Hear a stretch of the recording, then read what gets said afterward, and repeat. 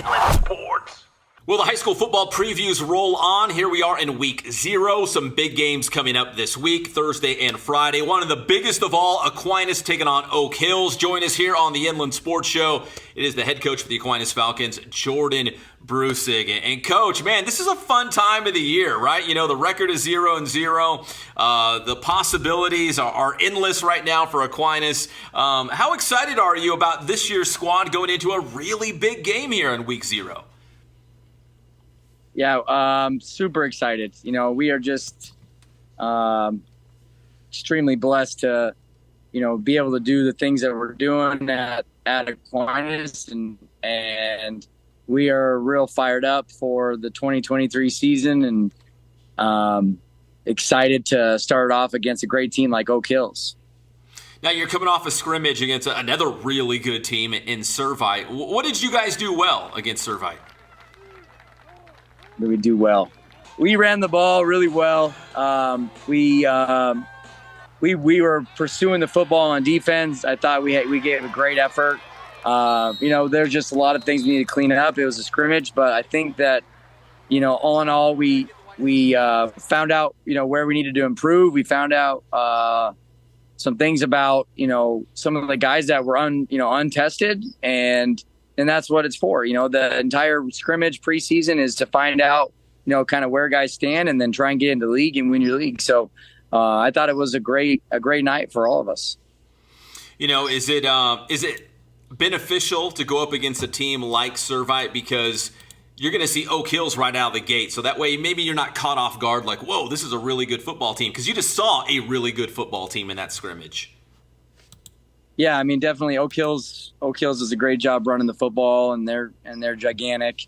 Servite again is a big school, and the speed of the game has got to be, the kids got to get used to that, and I think that's the kind of the goal throughout the entire preseason. And you don't know where you're going to end up if you make the playoffs, and so you got to kind of get yourself in the mode of where you've been, and if you've been in the playoffs, where you've been, and where your team needs to be mentally, physically. And so it's just a good test, measuring stick to see where we're at.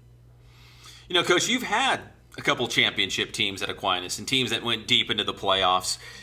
When you're in, the month of August or, training camp and getting ready for that first game of the year, can you look around and kind of feel like, hey, this team has the makeup of a championship team? Have you seen some, characteristics or traits of your previous championship teams that you can look for in maybe this year's team or even future teams? Like, hey, I know what a championship team looks like. I think we got some of those things. Yeah, we had just an outstanding camp. I think we really just came together as a group. We had some guys that were new, and they just really brought a lot of life into the team. The recipe for our success has been able to run the football and play great defense, and we have a great running back. We have a lot of returners on defense. So I mean, the goal every year is to take it deep into the season and play when it's cold. And we've had a lot of breaks. We've had a lot of things go our way, but the kids, when they buy in and the foundation of the program is set early, that they have a strong belief in what we do. They have faith in how we do things. And these guys have done that. I think every team has always done that. Last year we ran, St. Francis was an unbelievable football team. And, we played our hearts out. So every year, I think, that's the goal. It's the kind of the unspoken goal. You want to win the league, of course. You want to get to the playoffs, of course. But if you just kind of do the things in June, July, August that are going to carry you deep into the cold, then I always feel like we have a chance.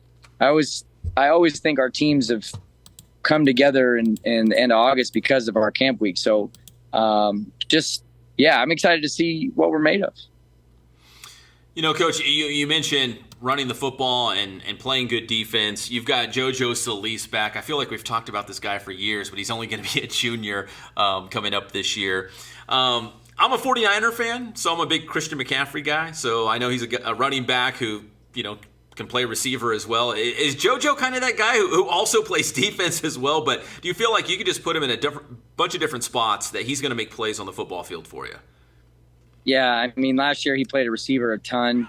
I think he definitely, when he was a freshman, he got all the carries. He was the back, and last year was a little bit of both. And he has the ability to be in the backfield and run the football, and he also runs great routes. So I think that's what makes him, a little bit different than some of the guys that we had, like Brandon. Brandon was a great running back, but that dude cannot run a route. That was just not his thing. But, I think the coach did a great job of spending time with him doing both things. And, so we're super excited that, he's able to kind of add another element to his game.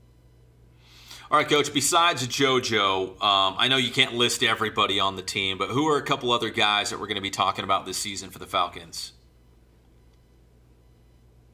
Oh, man. Well, I think, Yakeem at receiver and DB is definitely a problem. Mm-hmm. He can run great routes, does great at corner. We have a ton of seniors, a lot of returners on the O-line. Last year everybody was pretty much brand new on the O-line, so we have a lot of returners on the O-line and the D-line. So I'm just, I think those two guys have the ability to make a ton of plays. But we have a good group of sophomores, some kids that transferred in that are going to help, and we got a lot of good guys in some spots that maybe we were a little bit short in the last few years. Coach, when you look at this year's team, obviously you got some guys back. They had success last year going to the semifinals in Division 5. Did you feel like there was a lot of spots you had to fill going into this season, or did you feel like, hey, we've got enough guys back? It kind of feels like the team that had success last year, the band's back together, kind of a thing. Yeah, I think it's close to, outside of losing the quarterback, I think it's close to something we had similar in 16 and 17. Mm-hmm. In 16 we only lost 3 seniors, and then the team came back in 17, and I think we are that way a little bit. Some of the seniors that we had last year were 4-year guys, and so they had a lot of experience. But I think that in the front 7 on the O-line, we have a little bit more experience, which is always a big part of the success. All right, Coach, finally, I know you're excited for football, but do you try to squeeze in any last-minute family stuff before that first game? I mean, is your wife, maybe your wife's a big football fan too, and she can't wait for football? I mean, or do you okay, let's go do a little family trip. Let's try to squeeze in a little family time because it's going to be slammed all the way till deep into the cold of December. How do you kind of manage family time, football time, or maybe it's all together? Because I'm sure your wife and kids are at your football games on Friday nights. They're there, and she's a rock star. Those are late nights. Friday's a late night, and we try to get out of there early enough on Saturdays, and Thursday nights, we practice in the morning on Thursday. So we got Thursday night where we hang out, and we had a great summer. We did a lot of fun stuff in the summer, and Sundays, go to church and have a day, and, we don't meet on Sundays. So, we got our time on Sunday, but, they're just in it. They're in it like I am. They're there, and I try to get them there on Wednesday nights and get them to practice. But they're just, those guys are all troopers. They got my back all the way through it. I'm just I'm the luckiest man in the world, Pep. I'll tell you. They're just every day they got my back, and it's just so great when I get to come home and try and get home before the little ones go to sleep and rile them all up and extend bedtime an extra hour. So that's what dads do, right? That's what dads do. That's what we're here for. But it's they're outstanding, and they're just, we're in it till the end, and so we just, whenever we can, we squeeze out some family time, just like right now, man. Taco Tuesday, the grill's going. Yeah. They're waiting. We're gonna have dinner here in a little bit, and so.